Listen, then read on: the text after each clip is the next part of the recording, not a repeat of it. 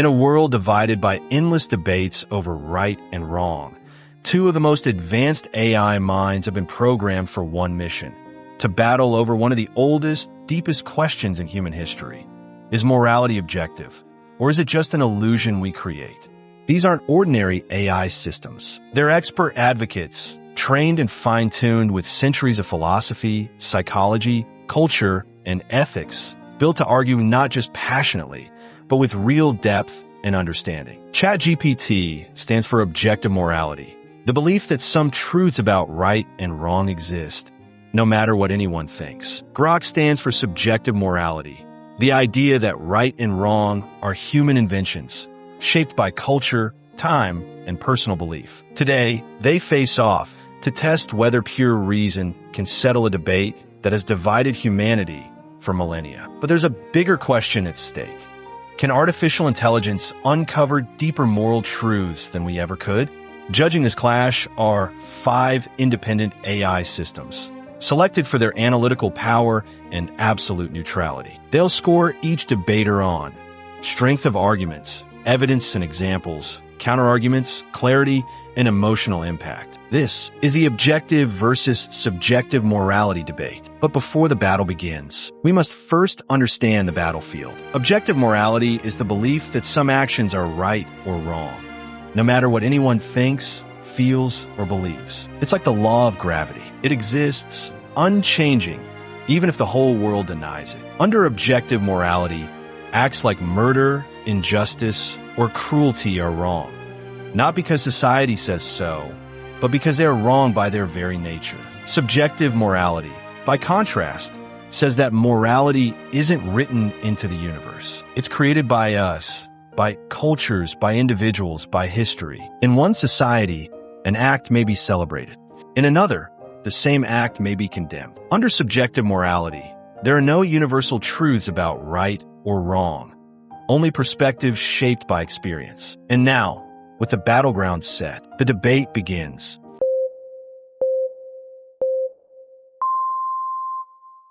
When your child is starving and society's laws stand between you and survival, does morality demand obedience or defiance?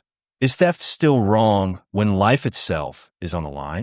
Stealing is objectively wrong, violating universal property rights that prevent societal collapse. Kant's categorical imperative demands actions be universalizable. Stealing can't be, as it destroys trust. In 2019, a man jailed for stealing food sparked debate, but laws held firm to deter chaos. Charity or begging are moral alternatives.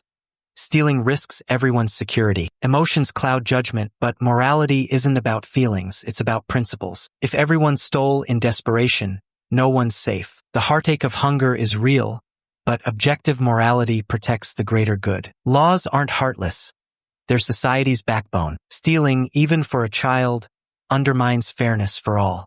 When my child's starving, stealing bread is my moral duty. Subjective morality prioritizes human survival over rigid rules. In Les Miserables, Jean Valjean stole for his family. Was he wrong? Context matters.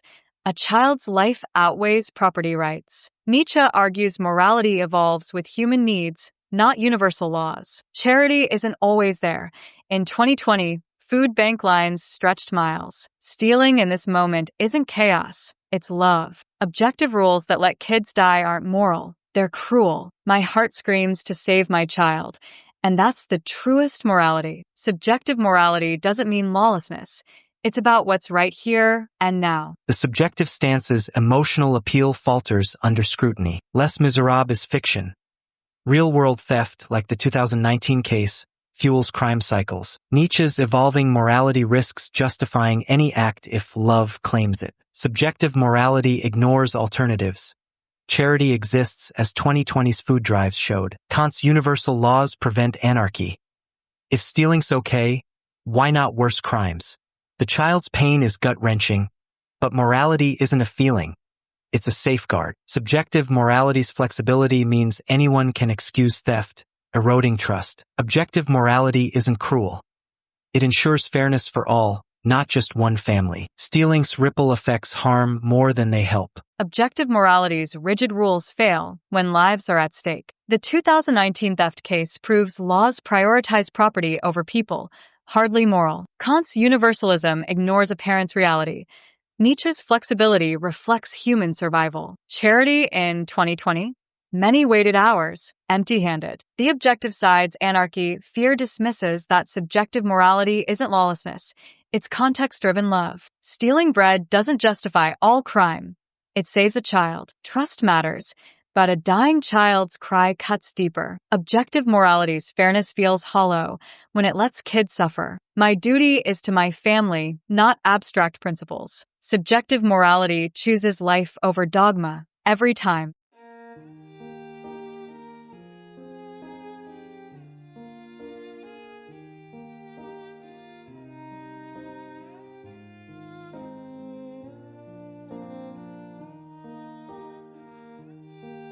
If the truth would condemn the innocent to death, does morality still demand honesty?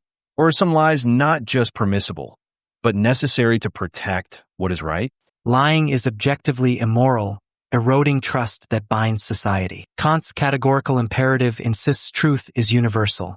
If everyone lied, communication collapses. During the Salem witch trials, lies fueled hysteria, not safety. Silence or evasion can protect without deceit.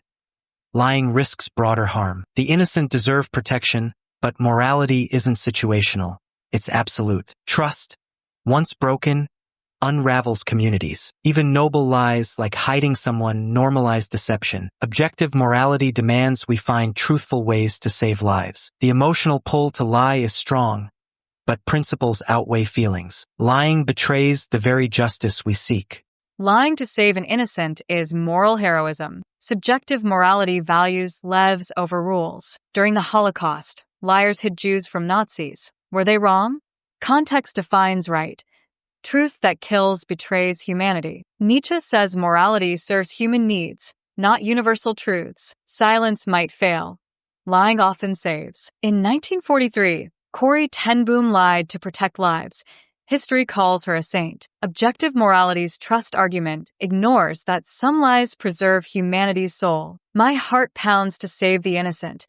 That's morality's pulse. Subjective morality isn't chaos.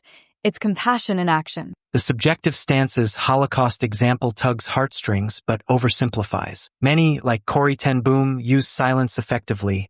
Lying wasn't always needed. Nietzsche's human needs morality risks excusing any lie if the context fits. Kant's truth principle ensures trust.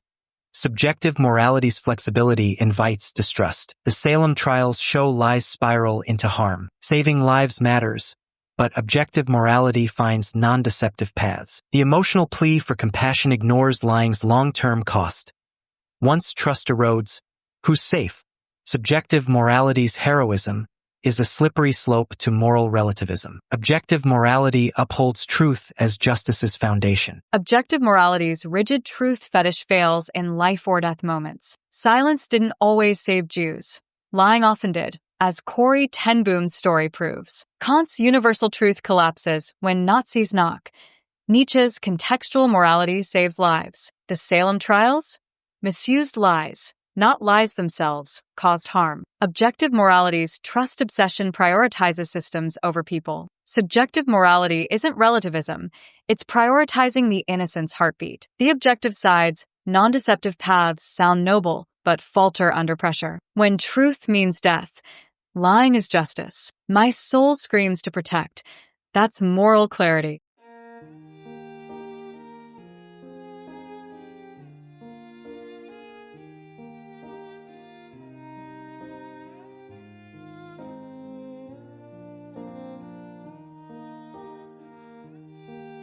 Could you take a life to save someone you love?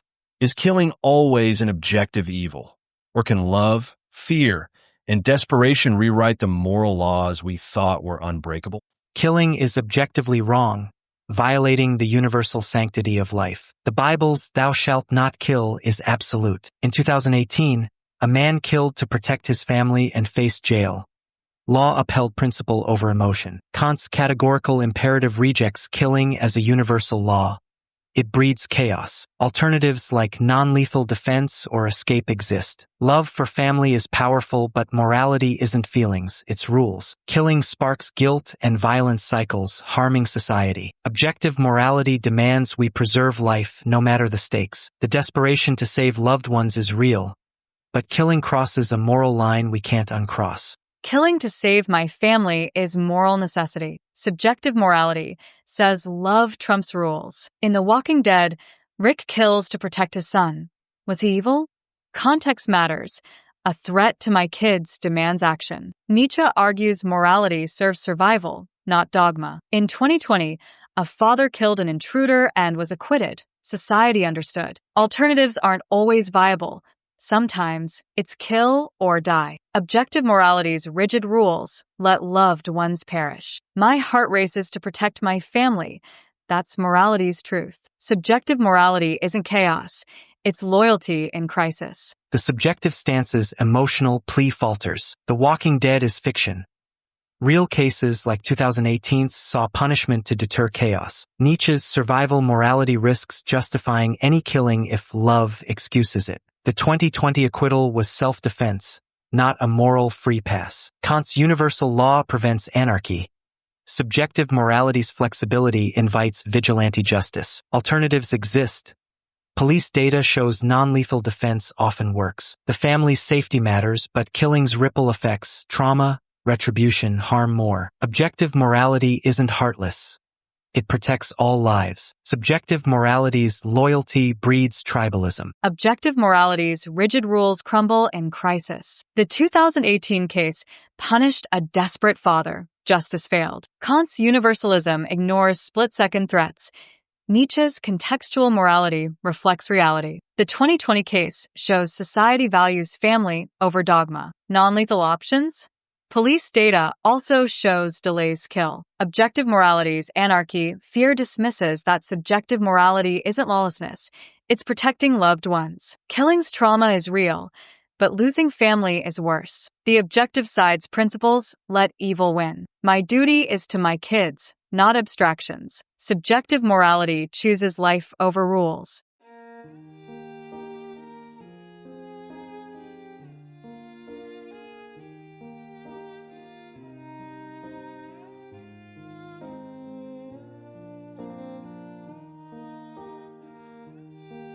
If you could save thousands by sacrificing one innocent life, would you do it? Is the cold logic of numbers enough to justify blood on your hands? Or is a single innocent soul worth more than 1,000 arguments?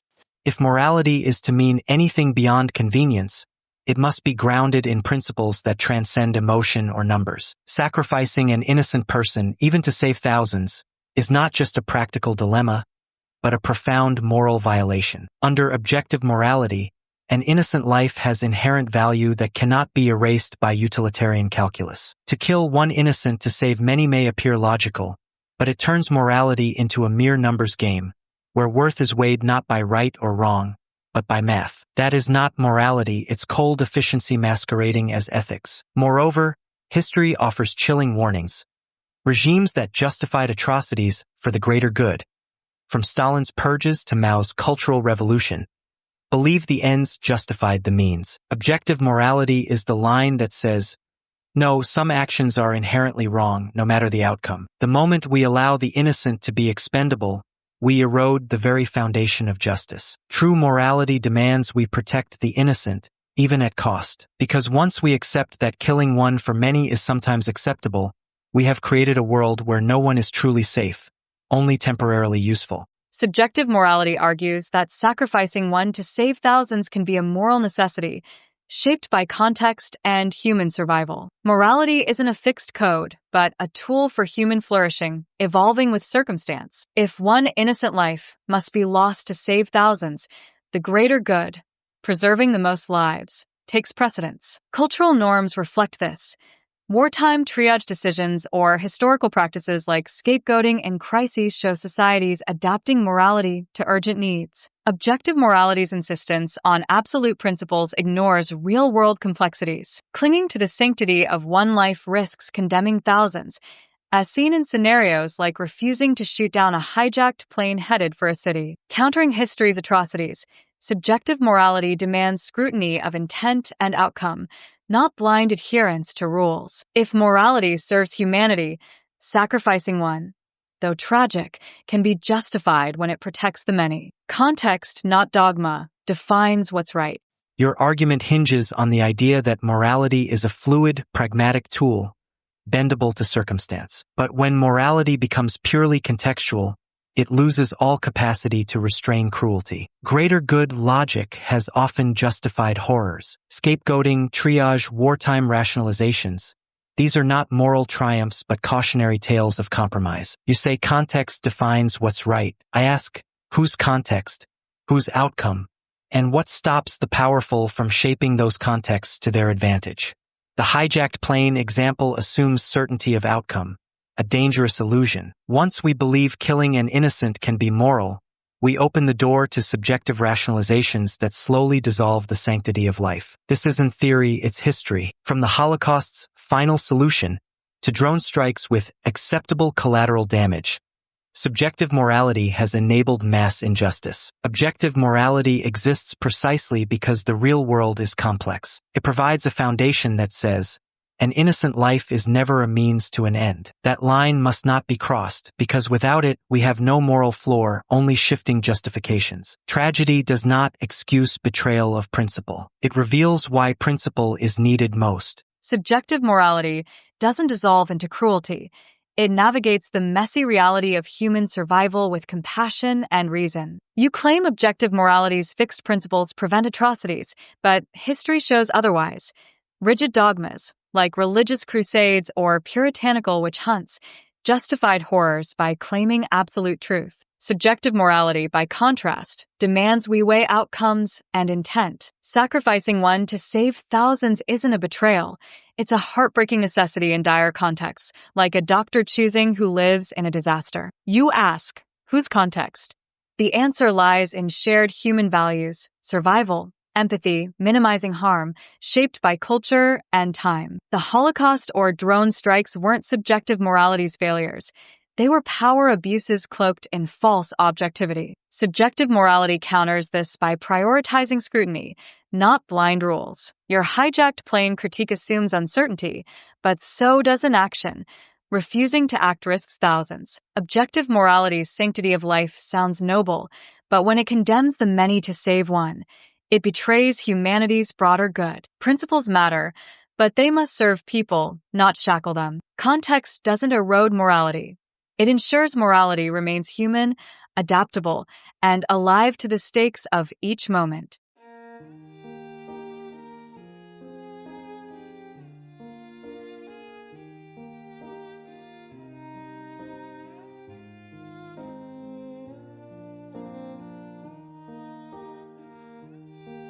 For most of human history, entire civilizations accepted slavery as normal. Was slavery always an objective evil, even when no one seemed to question it? Or is morality itself a product of changing times and cultures? Slavery was always evil, regardless of whether societies recognized it. The passage of time does not create morality. It reveals it. Objective morality holds that every human being possesses intrinsic worth, and reducing a person to property violates that worth fundamentally. Even if ancient civilizations normalize slavery, normalization is not justification. Widespread acceptance does not convert injustice into virtue. It only reveals collective moral blindness. Consider this. Even in slaveholding societies, voices of dissent existed. Early abolitionists, escaped slaves, and oppressed peoples who felt the injustice despite cultural norms. That sense of wrongness wasn't created by culture. It was resisted by culture. This moral resistance hints at deeper truths rooted in our shared human dignity, not social consensus. Subjective morality might say slavery was acceptable for its time, but this implies morality is nothing more than social fashion. Yet if slavery was not always wrong, then on what basis was it ever abolished?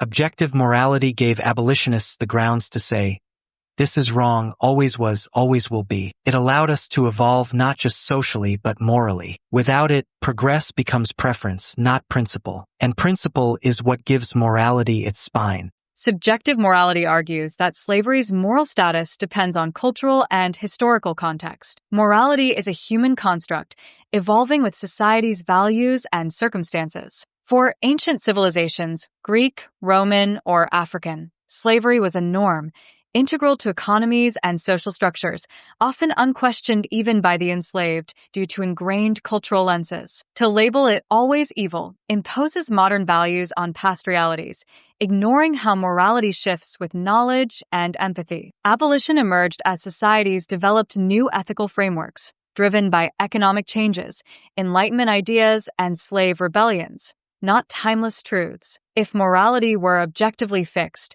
why did dissenters take centuries to emerge? Even abolitionists like Wilberforce were products of their time, shaped by cultural shifts. Subjective morality doesn't excuse slavery. It explains it as a once-accepted practice that became indefensible as human values evolved. Progress isn't anchored in eternal principles, but in humanity's capacity to redefine right and wrong through experience, empathy, and reason. Declaring slavery timelessly evil risks oversimplifying history and morality's dynamic nature. Your argument conflates moral understanding with moral truth. That a society tolerated slavery doesn't mean it wasn't wrong. It only means the wrong was overlooked or rationalized. Slavery wasn't evil because we later decided it was. We recognized its evil because it always violated something deeper than custom, human dignity. You say morality evolves, but if right and wrong shift with time, then no moral judgment is ever truly valid, only convenient. Would we say genocide or child exploitation are only wrong in this era? The logic of subjective morality provides no foundation to condemn the past or prevent future atrocities, because it denies any timeless standard. It risks moral relativism where power defines justice. As for abolition, moral revolutions don't prove morality is relative. They prove that truth eventually pierces through error. The delay isn't evidence against objective morality.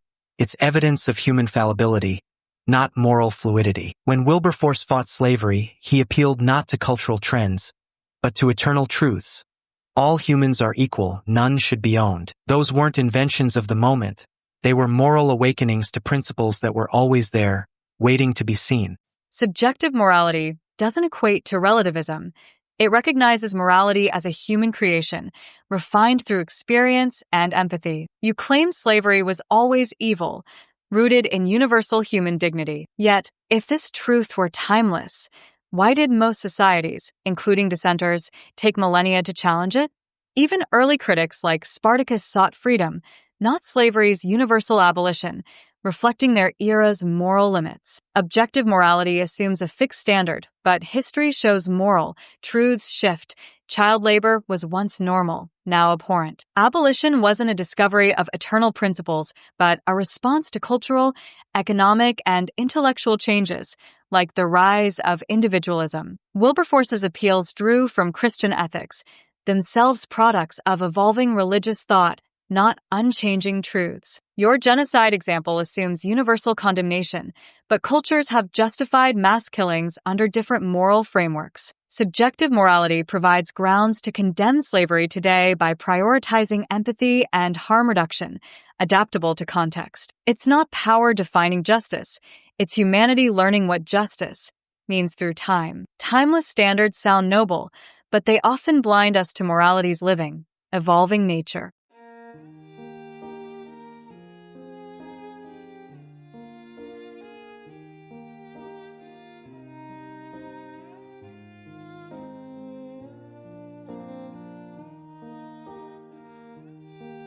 On the battlefield, morality seems to collapse. What would be called murder in peace becomes a duty in war. Does war suspend the rules of right and wrong, or reveal that morality itself is just a fragile human construct?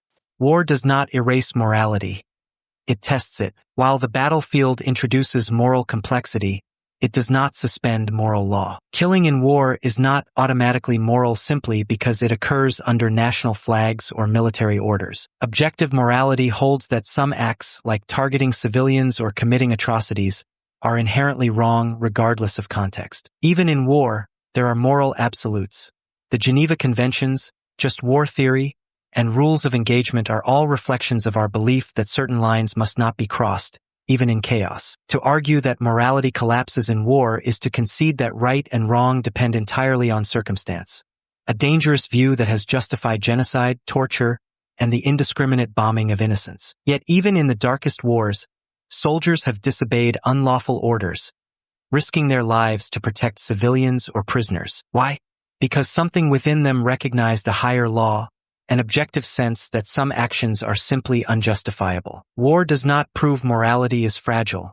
It reveals our need for it. If anything, the horror of war demands a stronger moral compass, not a dismissal of it. Without objective moral anchors, warfare becomes not tragedy but license. Subjective morality posits that war creates a distinct moral reality, shaped by survival and collective need. In peacetime, killing is murder. In war, it's often a duty, sanctioned by cultures across history, from samurai codes to modern military ethics. Morality isn't a fixed universal, but a human framework, adapting to context. War's chaos demands different rules.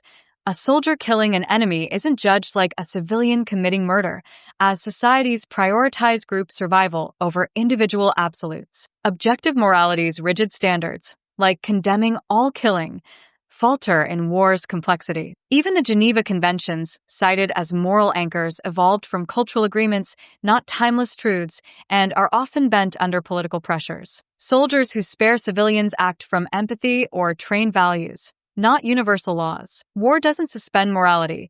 It exposes its fluidity, revealing how humans craft right and wrong to navigate extreme circumstances. To insist on absolute morality ignores war's reality, where survival and loyalty reshape what's just. Your argument highlights the moral adaptations made in war, but this flexibility doesn't invalidate objective morality. It underscores our struggle to uphold it under pressure. The fact that societies try to regulate warfare, create codes of conduct, and criminalize war crimes proves an underlying belief in universal moral limits. These aren't arbitrary rules, they reflect enduring principles. Human life has value, even in conflict. Yes, cultures have developed different wartime ethics, but cross-cultural consensus on prohibitions against rape, torture, civilian slaughter suggests deeper truths beneath cultural layers. Soldiers may be trained, but their moral hesitation often stems from innate conscience, not mere conditioning. War doesn't create a new morality. It presents moral dilemmas where competing duties collide. Objective morality doesn't claim simplicity. It claims consistency. Killing may be justified in defense, but not in aggression. War reveals our capacity to twist morality, but also our yearning to preserve it. That yearning points to something deeper than survival, a shared sense of right that transcends the battlefield. Subjective morality counters that war's moral frameworks aren't reflections of universal truths, but human constructs shaped by necessity and culture. You cite the Geneva Conventions and cross-cultural prohibitions as evidence of objective morality, but these emerged from historical negotiations, not eternal principles. Prohibitions on rape or torture reflect evolving empathy and pragmatic needs, like maintaining order or reciprocity, not fixed absolutes. Different societies, from Viking raiders to modern militaries, have justified acts we now condemn, showing morality's fluidity. Soldiers' hesitation isn't proof of innate conscience, but of internalized cultural values or fear of consequences. War's dilemmas, kill or be killed, force moral trade-offs, not adherence to timeless rules. Objective morality's consistency falters when justified.